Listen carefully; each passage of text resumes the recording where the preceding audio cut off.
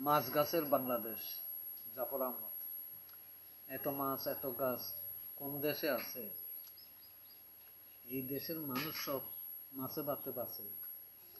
বৃক্ষরোপণ করব সবাই, করব আদর যতন।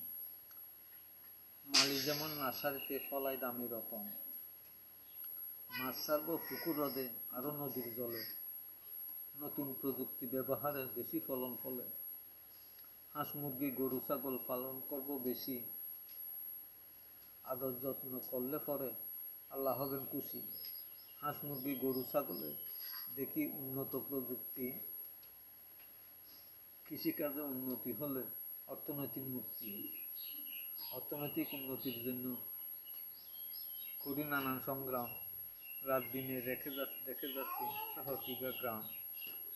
কৃষিকাজে যাই না লাজে, শিক্ষিত বেকার। দেশে এখন কৃষিকাজে অধিক লোক দরকার।